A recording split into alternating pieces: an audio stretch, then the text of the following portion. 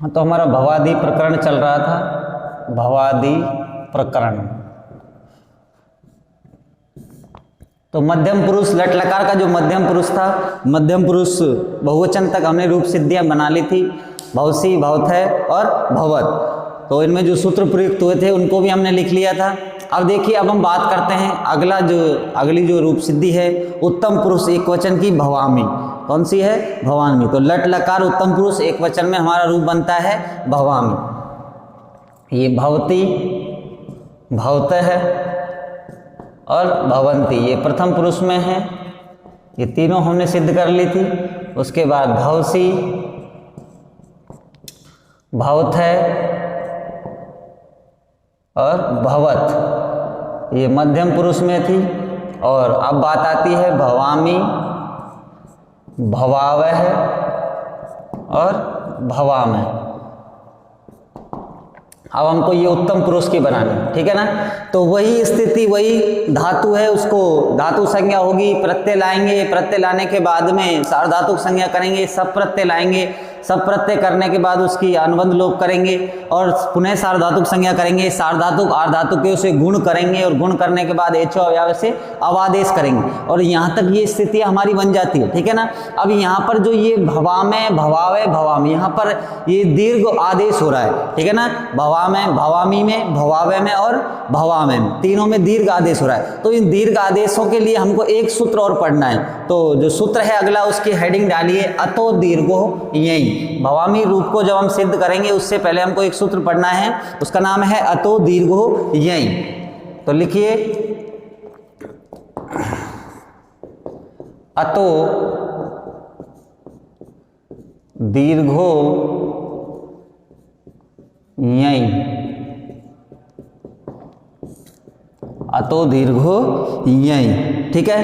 तो इस सूत्र को हमको पढ़ना है कि यह सूत्र क्या करता है, सूत्र क्या करता है, इस सूत्र का कार्य क्या है। तो देखिए, इसकी वृत्ति है अतो दीर्घो यही, सूत्र की वृत्ति है अतो अंगस्य दीर्घ स्यात्, अतो अंगस्य दीर्घ स्यात् यादौ सार्वधातुके परे। अतो अंगस्य दीर्घे स्यात् ये आदौ सार्वधातुके, ठीक है ना। ये आदौ सार्वधातुके, तो यहीं तक है, ये आदौ सार्वधातुके, ठीक है। तो अतो दीर्घो यही, ये क्या कहता है, देखिए अतो अंगस्य दीर्घ स्यात्, अर्थात अतो अंगस्य का मतलब होता है अदंत अंग, अदंत अंग को दीर्घ स्यात्, दीर्घ हो जाता है। अदंत अंग को क्या हो जाता है, दीर्घ हो जाता है। कब होता है, ये आदौ सार्वधातुके, यदि सार्वधातुक ये आदि प्रत्यय परे हो तो, यदि सार्वधातुक ये आदि प्रत्यय परे हो तो, ठीक है। अब देखिए, ये जो हम स्थिति बनाएंगे, भू धातु से हम उत्तम पुरुष एक वचन में मिप प्रत्यय लाएंगे, पैकी हलंत्यम से संज्ञा करेंगे और मी बचेगा, तो स्थिति हो जाएगी भूमि। अब भूमि जब स्थिति हो जाएगी तो इसकी सब प्रत्यय लाएंगे, अनुबंध लोप करेंगे और क्या हो जाएगा, पुनः सार्वधातुक संज्ञा हो जाएगी, तो भू ए मी हो जाएगा। गुण करेंगे तो भू ए मी, ये स्थिति बनेगी, ठीक है ना। अब अवादेश करेंगे तो भय वै और मी, ये स्थिति हमारी बन जाती है, ठीक है ना। भवमी तक हम बना लेंगे पूर्व सूत्रों के अनुसार। अब हमको बनाना तो क्या है, भवामी बनाना, क्या है, भवामी बनाना है। तो देखिए, ये जो भाव में जो वह है, इस वह में ए स्वर है, क्या है, ए, इस वह में ए है, तो ये ए है, तो ये क्या हो गया, अदंत हो गया, क्या हो गया, अदंत हो गया। अतो अंगस्य अर्थात अदंत अंग हो गया, तो अदंत अंग को दीर्घ हो जाता है, तो इस वह के स्थान पर क्या हो जाएगा, आ हो जाएगा, ए के स्थान पर आ हो जाएगा। अतो अंगस्य दीर्घे स्यात्, अर्थात अदंत अंग को दीर्घ हो जाता है। दीर्घ का मतलब ये ए है, तो इस ए को क्या हो जाएगा, आ हो जाएगा, तो भय वामी हमारा बन जाता है। तो ये वह को आ कब होगा, भाई भवती बनाया था तो वहां पर भी हम भवाती बना सकते थे, कौन सा बना सकते थे? भवाती, क्योंकि भव में भी वह क्या था? अदंत अंग था, और अदंत अंग को दीर्घ कर देते हैं इस सूत्र से। लेकिन कब होता है अदंत अंग को दीर्घ? ये सूत्र की शर्त है, ये आदौ सार्वधातुके। और देखिए यह आदौ का मतलब क्या होता है? यह एक प्रत्याहार है। कौन सा है? क्या है? प्रत्याहार।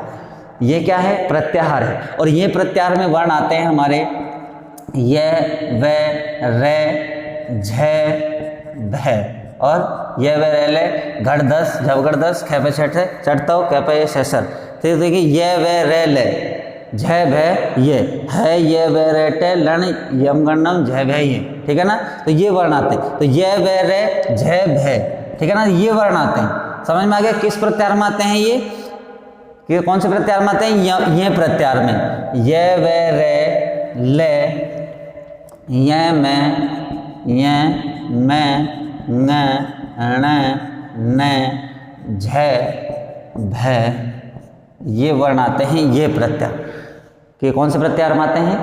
ये प्रत्याहार। तो ये अदंत अंग को दीर्घ कब होता है? यदि ये आदि सार्वधातुक प्रत्यय परे हो तो, अर्थात ऐसा सार्वधातुक प्रत्यय जो हम ये मिप प्रत्यय लाते हैं उत्तम पुरुष एक वचन में, और मध्य उत्तम पुरुष द्विवचन में आता है वस, और उत्तम पुरुष बहुवचन में आता है मस, भवामी भवावे भवाम, ठीक है ना। तो ये जो मिप प्रत्यय, ये कैसा प्रत्यय? इन तीनों प्रत्ययों की हम सार्वधातुक संज्ञा करते हैं। कौन सी संज्ञा करते हैं? सार्वधातुक संज्ञा करते हैं, ठीक है। अब सार्वधातुक संज्ञा हो गई तो ये सार्वधातुक प्रत्यय हो गए। तो ये कहता है कि अदंत अंग को दीर्घ जब होता है जब ये आदि सार्वधातुक प्रत्यय परे हो, अर्थात ऐसा सार्वधातुक प्रत्यय जिसके आदि यानी प्रारंभ में यह प्रत्याहार का वर्ण हो। ऐसा सार्वधातुक प्रत्यय जिसके आदि यानी प्रारंभ में यह प्रत्याहार का वर्ण हो। अब देखिए ये मिप प्रत्यय है, तो ये सार्वधातुक संज्ञा होने के कारण सार्वधातुक प्रत्यय है। तो इस मिप में आदि में यानी प्रारंभ में क्या है? मैं, क्या है? मैं। इस वस में प्रारंभ में क्या है? वे, और इस मस में प्रारंभ में क्या है? मैं है। समझ में आ गया? तो ये जो तीनों जो ये वर्ण है, आदि जो वर्ण है तीनों प्रत्ययों में, ये प्रत्याहार के वर्ण है। देखिए ये मैं ये प्रत्याहार में आता है, ठीक है ना। वे ये भी वे ये प्रत्याहार में आता है, और ये मैं भी ये प्रत्याहार में आता है, ठीक है ना। तो ये आदौ अर्थात ये आदि सार्वधातुक प्रत्यय यदि परे हो तो ही अदंत अंग को क्या होता है? दीर्घ होता है। अगर ये आदि सार्वधातुक प्रत्यय परे नहीं हो तो अदंत अंग को दीर्घ नहीं होता है। जब भवती हमने बनाया था तो भवधन ती बन रहा था, हमारा भवधन ती बन रहा था अवादेश इत्यादि करके, तो ये भी अदंत अंग है। तो इसको दीर्घ क्यों नहीं हुआ? क्योंकि सार्वधातुक प्रत्यय तो ये भी है, तिप भी सार्वधातुक प्रत्यय, तो क्यों नहीं हुआ? क्योंकि ये इस तिप के आदि में क्या है? तय है। तो तय यह प्रत्याहार का वर्ण है क्या? नहीं है। तय कहीं भी नहीं आता, तो इसको भी दीर्घ नहीं होगा। तो अदंत अंग को दीर्घ कब होता है? यदि ये आदि प्रत्यय सार्वधातुक प्रत्यय परे हो तो ही होगा। उसके बाद तस प्रत्यय आया था, तो उसमें भी आदि में तय है, जो भी ये आदि सार्वधातुक प्रत्यय नहीं है। उसके बाद जी आया था, तो जी में क्या था? झ आया था हमारा, तो झ भी क्या नहीं है? ये भी सार्वधातुक प्रत्यय नहीं, क्योंकि झ के स्थान पर तो ये यहाँ तो हो जाता भवंती, लेकिन इस झ को अंत आदेश कर दिया हमने, तो वो ए हो गया। समझ में आ गया ना? ये भी नहीं है। उसके बाद सिप आया था तो से भी नहीं था, थस आया था तो थे भी नहीं था, और थे आया था वो भी नहीं था। तो ये कब करता है अदंत अंग को दीर्घ? यदि ये आदि सार्वधातुक प्रत्यय परे हो तो ही अदंत अंग को दीर्घ होता है। और तो हमारी रूप कौन सा सिद्ध हो जाता है? भवामी भवावे भवाम। तो ये सूत्र है जो तीनों रूप सिद्धियों में काम आएगा। उत्तम पुरुष एक वचन, द्विवचन और बहुवचन की जब हम रूप सिद्धि बनाएंगे तो तीनों सिद्धियों में ये सूत्र काम आएगा। अतो दीर्घो, यही इंपोर्टेंट सूत्र है। कई बार व्याख्या के लिए भी आता है कि अतो दीर्घो, यही सूत्र की व्याख्या कीजिए। तो व्याख्या करते समय हम इसकी वृत्ति लिखेंगे, उसका अर्थ लिखेंगे और उसका उदाहरण देंगे। तो इसका अर्थ लिखिए, देखिए इसका अर्थ है अदंत अंग को यह आदि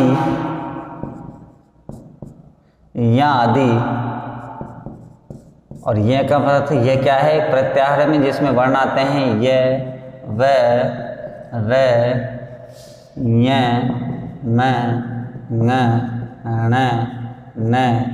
झ, भ, ठीक है ना। तो अदंत अंग को यह आदि सार्वधातुक प्रत्यय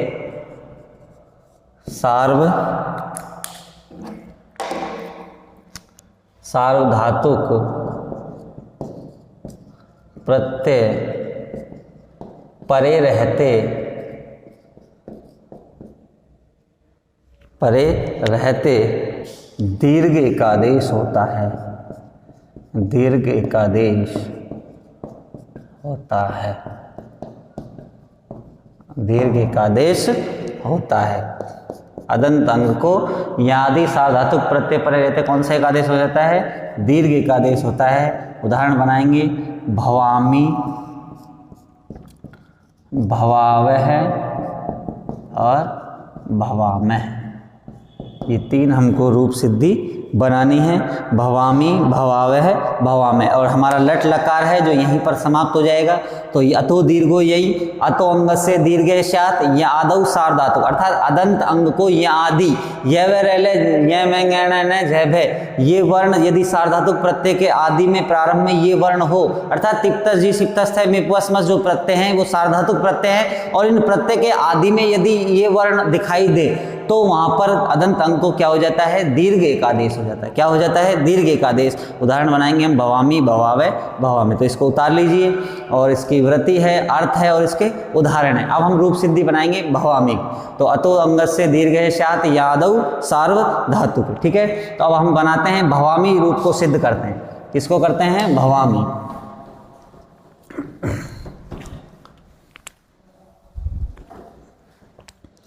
तो उत्तम पुरुष का एक वचन है भवामी।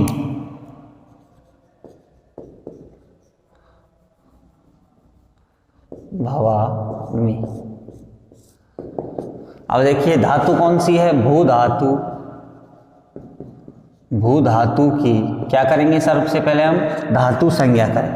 भू धातु की भुआदियो धात्व, भुआदियो धात्व है, सूत्र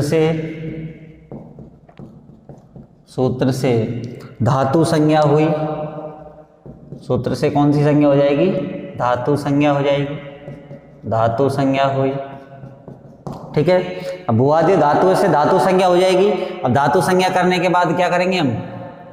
भू धातु से तथा वर्तमाने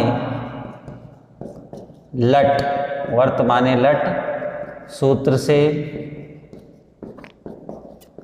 लट लकार हुआ। धातु से कौन सा लकार हुआ? लट लकार हुआ। लट लकार हो जाएगा। स्थिति क्या बन जाएगी? भूधन लट, भूधन लट। अब लट में टे की हलंत्यम से इत संज्ञा और लय में स्थित अवर्ण की उपदेश अजनासिक इत से इत संज्ञा, दोनों की इत संज्ञा करने के बाद तस्य लोपे से दोनों वर्णों का क्या हो जाएगा? लोप हो जाएगा। और इन सूत्रों को न लिख करके हम क्या लिखेंगे? अनुबंध लोप करके। अनुबंध लोप का मतलब भी आपको पता है क्या है कि टे की हलंत्यम से इत संज्ञा और लय की उपदेश, लय में की उपदेश अजनासिक इत से इत संज्ञा और तस्य लोपे से लोप। अनुबंध लोप करके, अनुबंध लोप करके स्थिति क्या बन जाएगी? भूधन लय, ये स्थिति बनी। ठीक है ना, भूधन लय। अब हम क्या करेंगे? तिप्तस जी सूत्र से, तिप्तस जी सूत्र से, सूत्र के द्वारा, सूत्र के द्वारा उत्तम पुरुष, उत्तम पुरुष एक वचन की विवक्षा में, उत्तम पुरुष एक वचन की विवक्षा में मिप प्रत्यय हुआ। लकार के स्थान पर, लकार के स्थान पर मिप प्रत्यय हुआ। कौन सा प्रत्यय होगा? मिप प्रत्यय हुआ, प्रत्यय हुआ। अब मिप प्रत्यय करेंगे हम लकार के स्थान पर, तो स्थिति हमारी क्या बन जाएगी? भूधन मिप, भूधन मिप, ये स्थिति बन जाती है। अब देखिए मिप में पै की हलंत्यम से क्या हो जाएगी?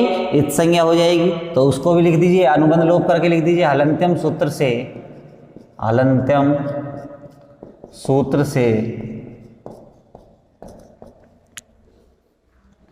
मिप प्रत्यय में, मिप प्रत्यय में मैं की इत संज्ञा हुई, मैं की इत संज्ञा हुई। कौन से सूत्र से होगी?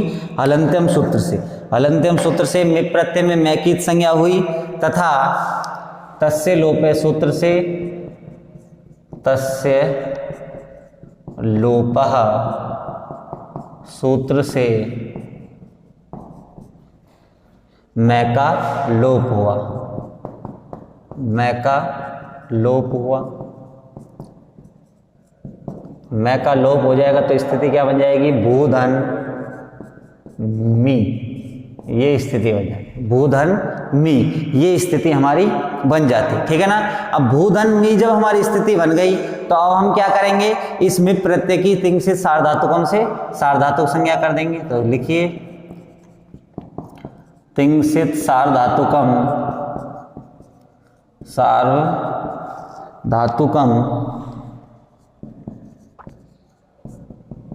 सूत्र से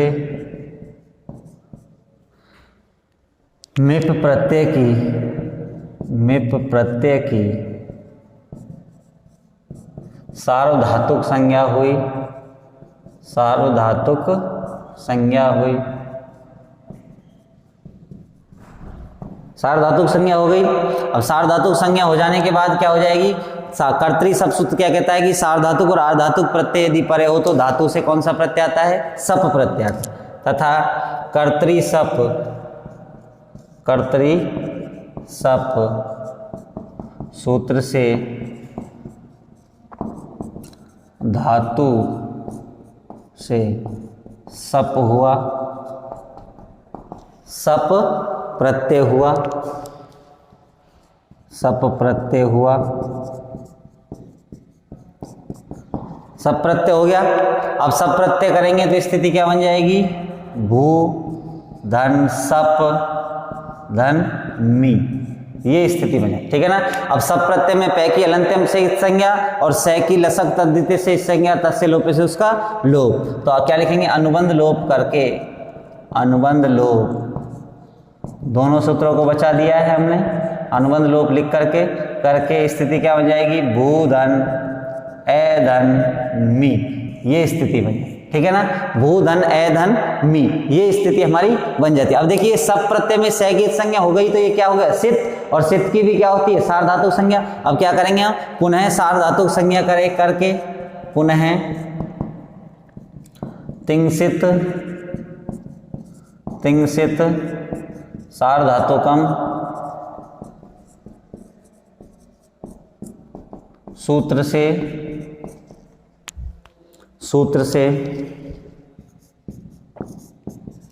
सप प्रत्यय की सार्वधातुक संज्ञा करेंगे।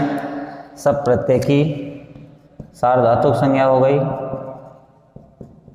सार्वधातुक संज्ञा हुई।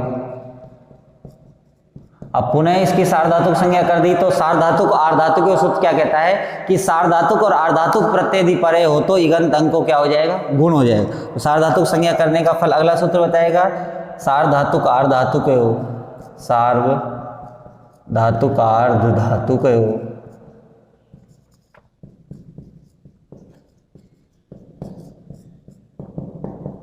सूत्र से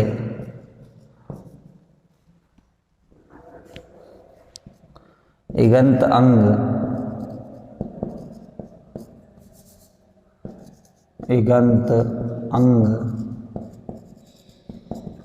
भू के ऊ को गुण हुआ, गुण ओ हुआ। अब इगंत अंग को गुण हो जाएगा, अर्थात भय में जो ऊ है उसको सार्वधातुक प्रत्यय पर इगंत अंग को गुण ई को ऊ को क्या हो जाता है? ओ हो जाता है। स्थिति क्या बन जाएगी? भो धन ए धन मी, ये स्थिति बनी, ठीक है ना। अब क्या करेंगे? ये एचो अव्यय शेष ओ के स्थान पर अवादेश, पहले वाली स्थिति। तो एचो अव्यय सूत्र से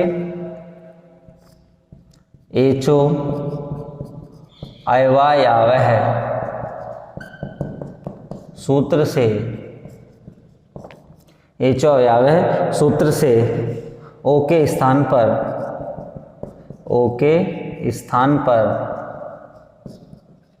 पर कौन सा आदेश हो जाएगा? अवादेश हो जाएगा। अवादेश हुआ, ओ के स्थान पर अवादेश हो जाएगा। ओ के स्थान पर अवादेश हो जाएगा तो स्थिति क्या बन जाएगी? भय धन औ धन ए धन मी, ये स्थिति बन जाएगी। तो वह में ए मिल जाएगा, वह में ये भय में ए मिल जाएगा, इसमें ए मिल जाएगा, उधर क्या है? मिलकर मिला करके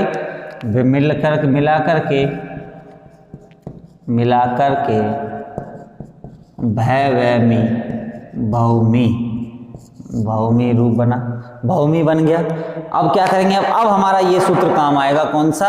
अतो दीर्घो, यही। तो ये भौमी में वे अदंत अंग है, सामने कौन सा प्रत्याहार का वर्ण है? अदंत। कौन सा प्रत्याहार का वर्ण है? ये है जो हमारा ये आदि प्रत्यय सार्वधातुक प्रत्यय परे है। तो अब क्या करेंगे? इस स्थिति में मिला करके भौमी, तो तथा इस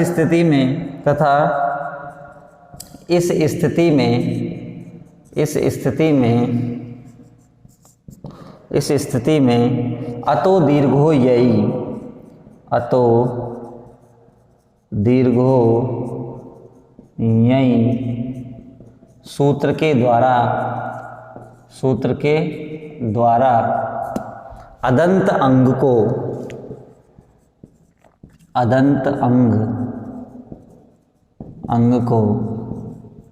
दीर्घ एकादेश हुआ, दीर्घ एकादेश हो जाएगा। तो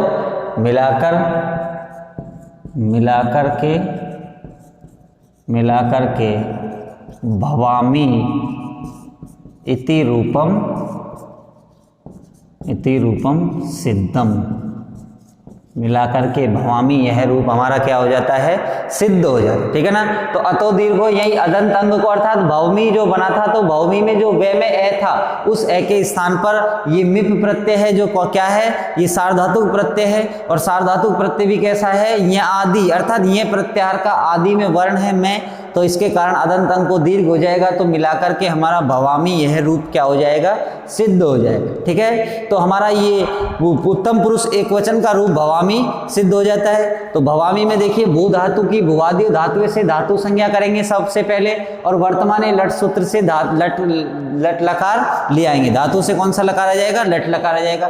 अनुबंध लोप कर देंगे, अर्थात लट में टे की हलंत्यम से संज्ञा, और तस्य लोपे से उस टे का लोप, और लय में स्थित ए की उपदेश अजनासिक इत से संज्ञा, और तस्य लोपे से उसका भी लोप। अनुबंध लोप लिख दिया चारों सूत्रों की जगह हमने। तो स्थिति क्या बन गई हमारी? भूधन लय, ये स्थिति बन गई। अब देखिए तिप्तस जी सूत्र क्या करता है कि उत्तम पुरुष एक वचन की विवक्षा में इस लकार के स्थान पर कौन सा आदेश, कौन सा प्रत्यय जाएगा? मिप प्रत्यय जाएगा। तो स्थिति क्या बन जाएगी? भूधन मिप, ये स्थिति बन जाती है। अब देखिए हलंत्यम सूत्र, इस सूत्र क्या करेगा? इस मिप प्रत्यय में जो अंतिम हलवर्ण जो पे में पे है, उसकी हलंत्यम सूत्र से क्या हो जाएगी? इत संज्ञा हो जाएगी। मिप प्रत्यय में मैं की इत संज्ञा हुई, और इत संज्ञा हो जाएगी तो तस्य लोपे सूत्र क्या कर देगा? उस मैं का लोप कर देगा। तो स्थिति क्या बन जाएगी? भूधन मी, ये स्थिति हमारी बन जाती है। ठीक है ना? अब देखिए, अब ये मिप प्रत्यय है तो ये कैसा है? ये तिगंत प्रत्यय है। तो तिंगसित सार्वधातुकम सूत्र क्या कहता है? तिंग अर्थात तिगंत और सित की कौन सी संज्ञा होती है? सार्वधातुक। तो इस मिप प्रत्यय की तिंगसित सार्वधातुकम सूत्र से हमने क्या कर दी? सार्वधातुक संज्ञा कर दी। अब सार्वधातुक संज्ञा करने का फल क्या हुआ कि कर्तरी सप सूत्र क्या कहता है कि सार्वधातुक प्रत्यय यदि परे हो तो धातु से कौन सा प्रत्यय होता है? सप प्रत्यय। और ये सप प्रत्यय क्या है? भवादिगण का विकरण है। ठीक है? तो सार्वधातुक संज्ञा करने के बाद कर्तरी सप सूत्र से धातु से सप प्रत्यय हुआ, तो भू धन सप धन मी, ये हो जाए। तो सप प्रत्यय में पै की अलंत्यम से इत संज्ञा, और तस्य लोपे से उसका लोप। सै की लसक तद्धिते से इत संज्ञा, और तस्य लोपे से उस सै का भी लोप। तो सप प्रत्यय में शेष क्या रहेगा? ए। तो अनुबंध लोप करके स्थिति क्या बनी? भू धन ए धन मी। अब ये सप प्रत्यय में जो ए शेष रहा है, तो ये सप प्रत्यय में सै की संज्ञा होने के कारण ये क्या कहलाया? सित। तो तिंगसित सार्वधातुकम सूत्र से पुनः ही सप प्रत्यय की क्या कर देंगे? प्रातिपदिक संज्ञा कर देंगे, और प्रातिपदिक संज्ञा कर देंगे तो सार्वधातुक आर्धातुक के सूत्र क्या कहता है कि आपने जो सप प्रत्यय में जो सार्वधातुक संज्ञा की है, तो इगंत अंग से परे भू धातु में जो गुण ओ होता है, तो सार्वधातुक आर्धातुकों से भू के उको गुण क्या हो जाएगा? ओ हो जाएगा। तो स्थिति हमारी क्या बन जाएगी? भो ए धन मी। तो यहाँ तक स्थिति हमारी स्पष्ट हो गई थी। उसके बाद अगला सूत्र आता है एचो अयवाय। वो एचो अयवाय सूत्र कहता है कि एच प्रत्याहार के वर्ण के स्थान पर यदि सामने कोई स्वर वर्ण हो तो वहां पर अवादेश क्रम से आदेश आदेश होते हैं, तो यहाँ पर ये भय में क्या है, ओ, सामने क्या है, स्वर, तो इस ओ के स्थान पर आदेश कौन सा हो जाएगा, अवादेश। कौन से सूत्र से, एचो अवयव से। स्थिति क्या बन जाएगी, भय धन अवधन ए धन मी, ये स्थिति हमारी बन जाती है। तो मिलाएंगे तो वह में आधे व्यंजन में स्वर मिल जाएगा, आधे व्यंजन में स्वर मिल जाएगा, तो मिलाकर के हमारा रूप क्या बनेगा, भौमी। हमको बनाना क्या है, भवामी। तो भवामी बनाएंगे तो अगला जो सूत्र आता है अतो दीर्घो, यही अतो दीर्घो, यही सूत्र क्या कहता है कि अदंत अंग को दीर्घ एकादेश हो जाता है। और अदंत अंग को दीर्घ एकादेश कब होगा, जब सामने ये आदि प्रत्यय परे हो। तो इस वै के में जो ए है वो अदंत अंग है, और सामने ये सार्वधातुक प्रत्यय, इसमें आदि में कौन सा वर्ण है, यह प्रत्याहार का, तो इसको क्या हो जाएगा, दीर्घ हो जाएगा। तो मिलाकर के हमारा भवामी रूप सिद्ध हो जाता है। ठीक है, तो ये हमारा प्रथम उत्तम पुरुष एक वचन का भवामी है, ये सिद्ध हो जाता है। अब उत्तम पुरुष द्विवचन की बात आती है कि उत्तम पुरुष द्विवचन में हमको क्या बनाना है, भवावे बनाना है। तो भवावे और भवामे में भी वही सूत्र लगेंगे जो पहले लगे थे, लेकिन जो बाद में जो प्रत्यय आते हैं उसमें वस और मस, तो से के स्थान पर रू और रू के स्थान पर क्या हो जाएगा, विसर्ग हो जाएगा। ठीक है ना। तो अब हम बनाएंगे उत्तम पुरुष द्विवचन में भवावे, कौन सा बनाएंगे, भवावे है, और उत्तम पुरुष बहुवचन में बनाएंगे हम भवामह है। ठीक है, तो वही इन देखिए इन दोनों में भू धातु है, और भू धातु की धातु संज्ञा करेंगे, वर्तमान लट से लट लकार ले आएंगे। अब लकार के स्थान पर यहाँ क्या आ जाएगा, उत्तम पुरुष द्विवचन की विवक्षा में वस प्रत्यय आ जाएगा। वस प्रत्यय की सार्वधातुक संज्ञा करेंगे और कर्तरी सब से सब प्रत्यय लाएंगे। सब प्रत्यय में क्या शेष रहेगा, ए शेष रहेगा, क्योंकि इसकी क्या हो जाएगी, अनुबंध लोप हो जाएगा, और सामने क्या है, वस है। ठीक है, अभी वस में जो वस प्रत्यय है इसमें से की अलंत्यम सूत्र से क्या हो रही थी, इत संज्ञा, लेकिन उसका भी क्या हो जाएगा, निषेध हो जाएगा।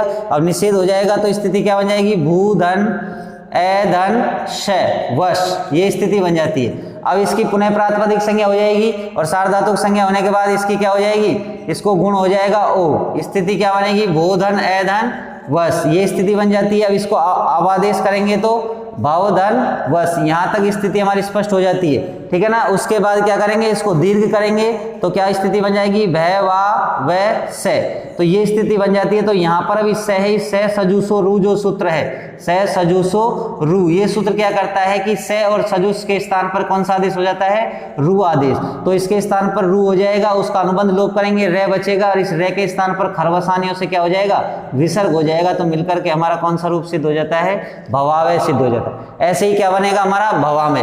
भवामे में भी वही धातु कौन सी है, भू, प्रत्यय कौन सा लाएंगे, मस, और मस प्रत्यय लाने के बाद क्या करेंगे, इसकी सार्वधातुक संज्ञा करेंगे, गुण करेंगे, कर्तरी सब से सब प्रत्यय करेंगे, सब में ए शेष रहेगा, और उसके बाद गुण करेंगे तो क्या स्थिति बन जाती है, भो धन ए धन मस। अब उसके बाद क्या करेंगे, हम अवादेश करेंगे, तो भाव के बाद क्या है, भाव के बाद है मस। तो यहाँ पर भी मस में से को रू, और रू के स्थान पर खरवसानी और विसर्जनीय सूत्र से क्या हो जाएगा, विसर्ग हो जाएगा, और मिलकर के हमारा रूप क्या बन जाएगा, भवामे। तो भवामी के बाद भवामे और भवामे सेम उसी की तरह बनेंगे। और यहाँ पर जो अदंत अंग को जो दीर्घ होगा वो कौन से सूत्र से होगा, अतो दीर्घो यही, अतो दीर्घो यही सूत्र क्या कहता है कि अदंत अंग को सार्वधातुक ये आदि प्रत्यय परे क्या हो जाता है, दीर्घ हो जाता है। तो वहां पर भवामी और भवामे रूप सिद्ध हो जाते हैं। तो ये हमारा लट लकार वर्तमान काल है, वो क्या होता है, पूरा होता है। अगली कक्षा में हम बात करेंगे लिट लकार अर्थात भविष्य काल की।